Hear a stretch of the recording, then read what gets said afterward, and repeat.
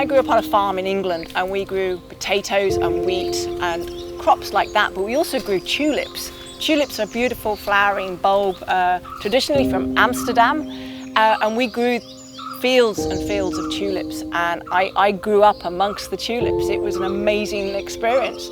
So I was born into loving plants. I love all plants. I'm especially passionate about cacti and succulents, but any plant is exciting to me.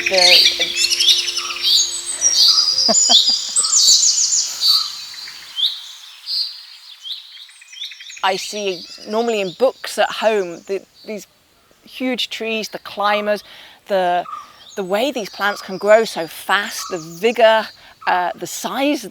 Seeing unusual plants is incredible. And then I followed that all since my childhood into my career to understand the science behind it. How do plants grow? How do they react to their environment? What's the biochemistry behind that? How does it work? Without plants, we wouldn't even be here. We can't feed the planet without plants. Understanding plant biology and developing crops to feed the world is, I think, the most exciting and best thing you could do with a career. It's an amazing opportunity.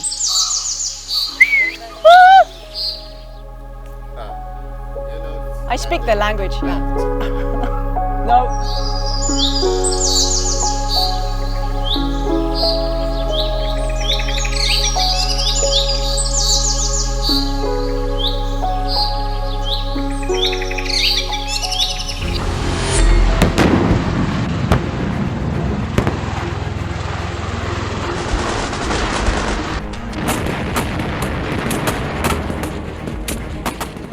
As I was educated at school, I understood more. We studied wars. We studied the War of the Roses in England. We studied big events like World War I and II and genocide and the horrors that are out there. And as a child being exposed to that, it threatens your stability. It's hard to comprehend the scale and what humanity can do. And I think the many children growing up in war zones around the world will be, it's hard to describe how that's going to affect them. This is just such a terrible thing. And so we have to stop fighting, and I think we need to come back to nature and see how together we can understand ways that we can move forward in peace and unity and just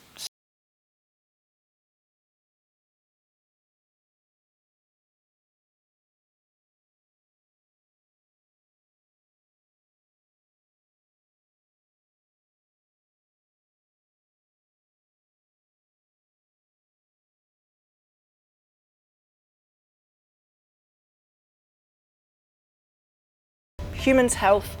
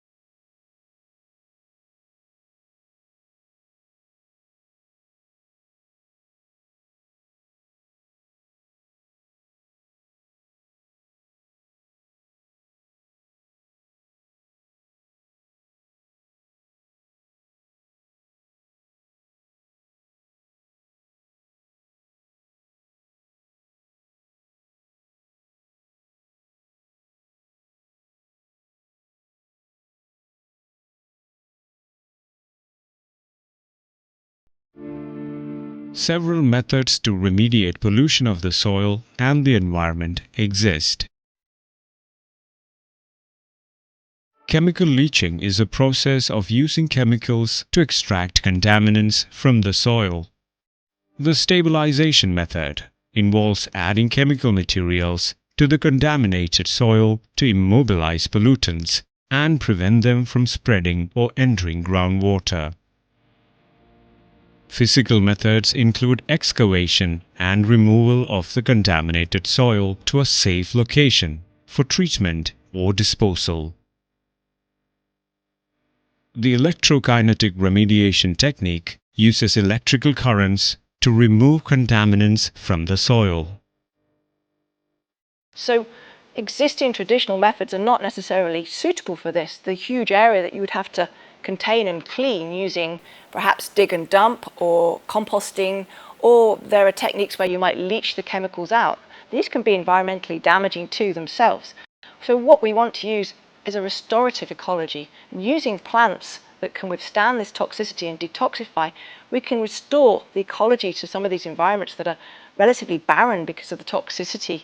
They bring back in the microbial communities, the humic content to the soil, the birds, the butterflies, everything starts to evolve together, and we have that thing that we call restorative ecology, everything working in balance with nature, and that is the way that we can tackle this pollution on a global scale. Offering hope is phytoremediation, which uses plants and its associated microorganisms to detoxify the environment. It's less expensive compared to traditional methods. So phytoremediation can take up pollution, but the plants don't always have the biochemical abilities to deal with that pollution, to break it down if it's organic, or to deal with the toxicity perhaps if it's a metal. So phytotechnologies bring in new biology, new ways that we can help develop plant lines that are resistant or able to deal with this detoxification process. We can bring in genetic material, we can manipulate the plants, we can make them better able to cope, and we can harness that nature, that natural ability to help us clean up man-made problems. Phytoremediation is an eco-friendly, organic and sustainable approach to detoxify war-affected environments. And it was really an amazing project to be part of, and a wonderful thing to see, and it offers a lot of promise for future clean-up remediation of explosives waste. Phytoremediation offers a number of mechanisms to remediate environmental damage. In phytoextraction, plants absorb contaminants from the soil through their roots and store them in their tissues. Some plants take up contaminants and release them in volatile form into air through the leaves in the phytovolatilization process. In phytostabilization, plants immobilize contaminants in the soil to prevent them from spreading to groundwater. In phytodegradation, plants break down organic pollutants into less harmful substances through metabolic processes. In rhizofiltration, the roots of plants filter contaminants from water to prevent them from spreading. And that is the way that we can tackle this pollution on a global scale.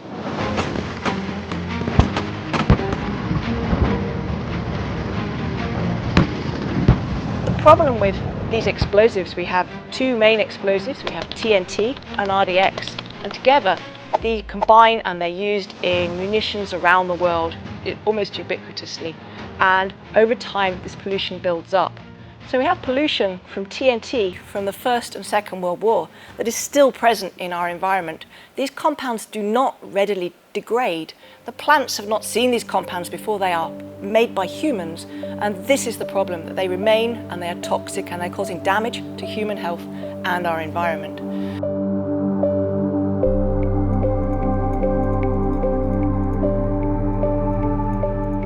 The first thing to do is to look at how plants could withstand this toxicity in their own environment. So TNT is a very, very toxic compound, and plants are not used to dealing with it because it's new to them. It's only been in the environment for maybe 80 years. So these plants, they cannot withstand the toxicity. But around the roots in the soil there are bacteria. Bacteria have very fast life cycles, as they have evolved the ability to detoxify TNT and to completely degrade RDX.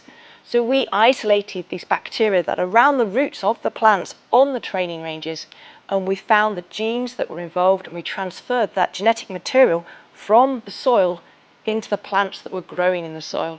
And this conferred a fantastic ability to these plants to withstand the toxicity and to mineralize or detoxify these explosive compounds. And it was really an amazing project to be part of, and a wonderful thing to see, and it offers a lot of promise for future cleanup remediation of explosives waste.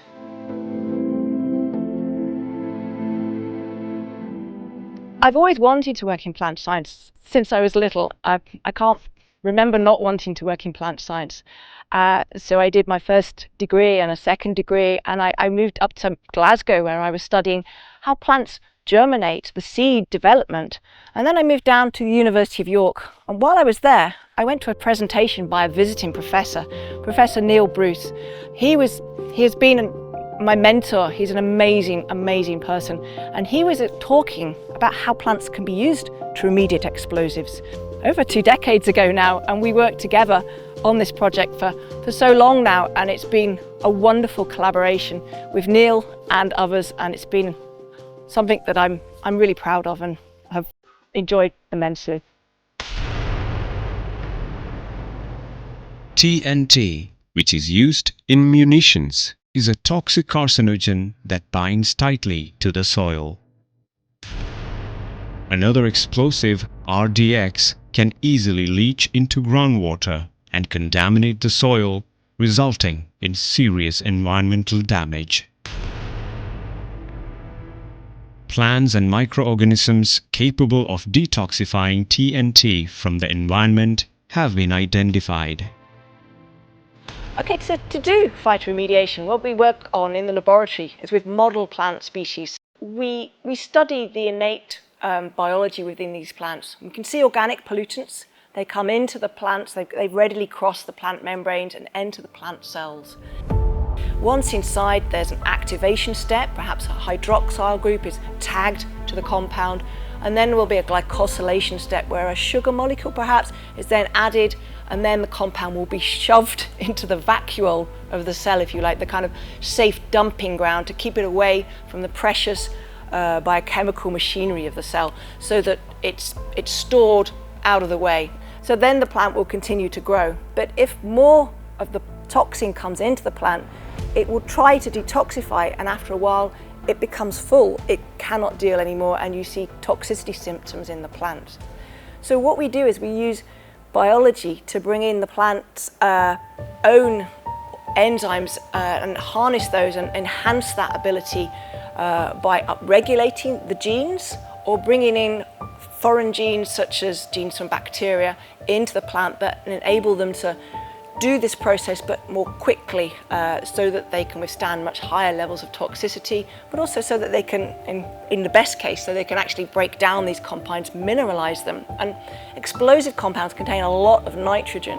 So the nitrogen is quite often a limiting resource to plants. We use it as a fertilizer on our farm fields. So if plants can gain the nitrogen from those explosive compounds, then they can actually use that to grow. So you can use explosives to make fertilizers, if you like.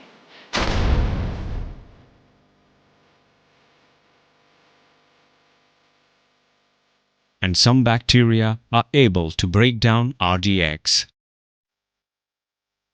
For instance, a strain of bacteria, Rhodococcus rhodocoris strain 11Y, which was isolated from land contaminated by explosives, has been found to be highly capable of degrading RDX. These laboratory species are really easy for the first steps, but they're not very strong or robust. On a training range, it would be a bit like driving a tank over a lettuce. It would make a good crunch, but it's not going to withstand that impact. We needed plants that were resilient to the tank traffic, plants that could literally be blown off the face of the earth, land back down and carry on growing. So we worked to develop transformation methods for native grass species, so wheatgrass species, but also switchgrass. And we could easily manipulate these plants. We know how to transfer the genes from the bacteria into the plant and how to regenerate that plant back. So that was quite an easy step in the whole process. We hit a bottleneck here. We had been working with Arabidopsis and we understood how to use it, but these new species we had never transformed before. We had to develop techniques to transfer that genetic information into the grasses using Agrobacterium tumefaciens, which is used widely, but the transformation methods we had to develop from scratch. And we also had to develop regeneration methods to go back from single cells to whole plants. And this took a lot of time and investment. And it was during this investment that completely unrelated publication came out in Switchgrass by another group working on a completely different topic, where they had developed a transformation method for switchgrass and they'd published it in open access journals. And it's a wonderful example of how we were able to use some research that other scientists had done to enable us to continue our research. And it just shows how important collaborative research is for around the world, all academics to publish in open source journals. So we were able to use their research to then develop and produce our transgenic switchgrass and wheatgrass. And we then went on to test those on the training ranges, actually growing them. And these plants, they can grow 2 or 3 meters high. So they have a massive, massive amount of biomass. And the ability of these plants to take up and detoxify the RDX. So this technology brings lots of new hope and developments coming in. Using explosives as an exemplar, we've been able to demonstrate that this technology works in the field. We've actually done field trials, and the US military are further testing this on their training ranges, which is a fantastic thing to want to see. So I'm really delighted with that. But there are many other organic pollutants out there that we still don't know how to clean up, how to remediate. So we can use this explosives research as an exemplar to develop and transfer this technology to clean up many other pollutants that perhaps you've heard about, such as PCBs, dioxins, organopesticides, that are still out there many, many years after they were made. So this is a technology that offers huge promise to clean up that organic pollutant. And as we're transferring this technology into biomass crops or big, vigorously growing species in the field, we have a lot of plant biomass coming back in, woody chips, if you like. And the plant biomass, well, we used to maybe just burn this for heat, but these days we've been more sophisticated. We are realizing that the plant biomass contains compounds much the same way as crude oil does, and by fractionating crude oil to make our lubricants and plastics and platform chemicals. So the science behind developing plants that can detoxify explosives happens in laboratories. We clone genes, we pull out bacteria from contaminated soil, we find out the biology behind that, we study the enzymes, we clone and purify them, and then we put them into the plants. So this is where we find things like the nitroreductase that can detoxify TNT, and then XBLA and B. These are the enzymes that can degrade RDX, our second explosive. And we take those genes, we study them, manipulate them, and we put them into plant model species like Arabidopsis. And then we can study the plants in the lab. These are very small, easy to grow plants, and we can do this very readily. It's common technology for plant biochemists. We can do this, we know what we're doing. But then we hit another bottleneck. We need to translate this into remediation ready plants, big, robust species that will grow out on the training range. So we come back to the laboratory again and we work hard to develop remediation and transformation techniques, and also how we can regenerate the plants so that we have materials to take out on the training ranges and do our field trials. So for quite a few decades now, we've worked on model plant species such as Arabidopsis and tobacco. But increasingly, it's important that we translate this into crop species, and already lots and lots of research is done on rice and other crops around the world, oilseed rape, wheat, and many of the crops that are grown in large quantities. So we've developed the ability to translate our technology into there and to understand those plants a lot more. But there are still many plant species that we do not yet understand how to transform and how to bring this technology into. And a lot of them in developing countries as well. And it's important that we work more on these crop species. So the legumes, cowpeas, chickpeas, and cassava, and other crops like that, which we can develop a better understanding of these model plant, these crop plant species, so that we can use this amazing technology and unlock the potential that's out there for molecular plant science to help humanity. So challenges in plant science. One thing is funding. We need money to do this research. It's expensive.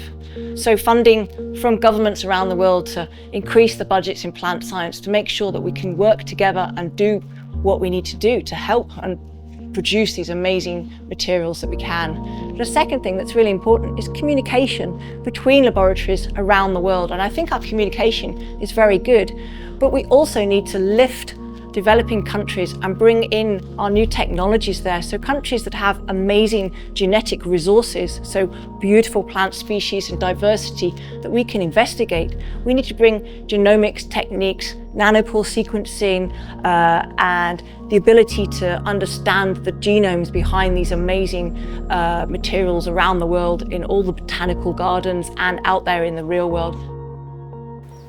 So wars happen when foolish people have power. They spread fear and hate across the planet.